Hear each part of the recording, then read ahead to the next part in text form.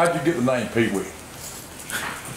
Well, I was a premature baby, and my aunt, she was holding me in one hand, and she kind of just came up with the name Pee Wee, and it just stuck with me forever. So. You like it? Yeah, I love it. It feels good, you know, being this big and someone call you Pee Wee. Like,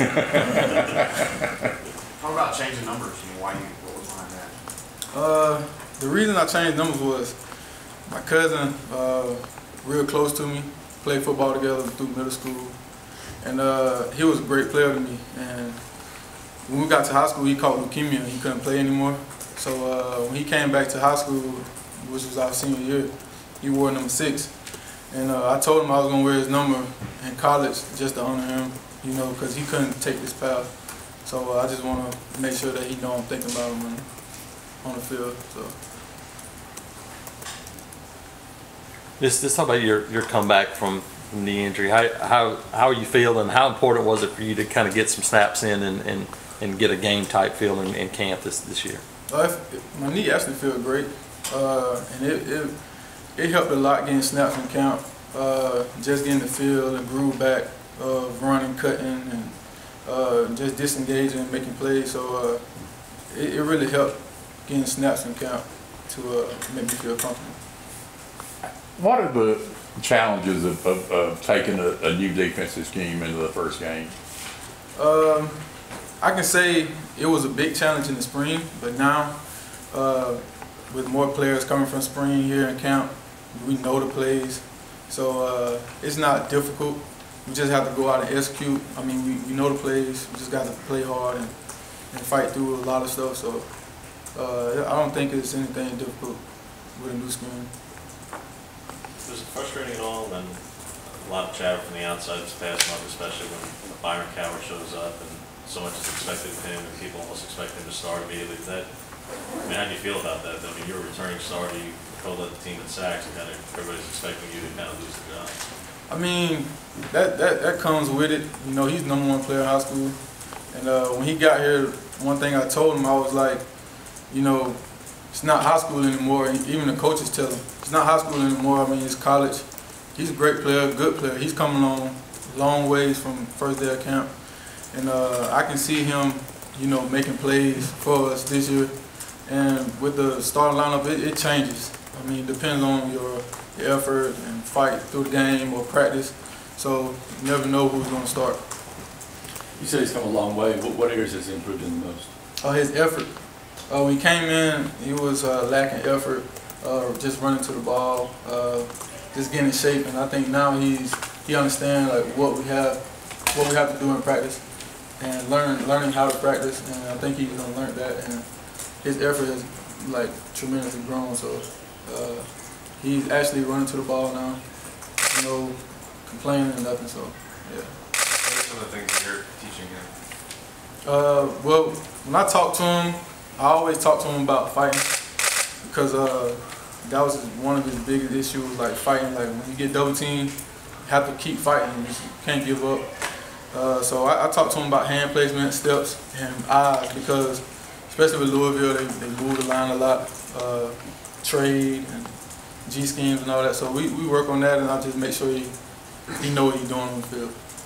When you're out there, are you out there with the Rabbits? And if you are you back inside the tackle at that point, or are you still off the edge? I'll be at tackle.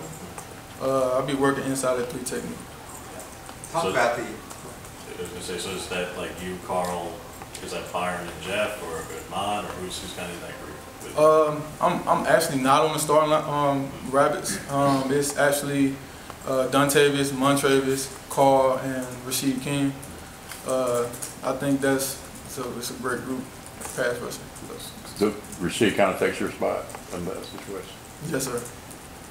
Talk about what you guys are doing on the defensive front this year, how it's different from last year, and what do you think about it? It's very different from last year, just by understanding the call that you get, which hash you on, just depending on the back, tight end, everything. I mean, it helps us. I feel like it helps us a lot, because it makes us grow as a defensive line unit, because we have to talk to each other. And last year we really didn't have that communication, and I think this year is going to be big for us communicating. I'll tell you, you've been around Devereaux a lot. How much have you seen him grow as a football player in the last year? And, he's grown a lot, especially from last year. He's very immature. Now he's grown to understand, you know, Coach G's needs and the team needs. Like, we need him. We can't have him on the bench this year. Can't have him making immature mistakes.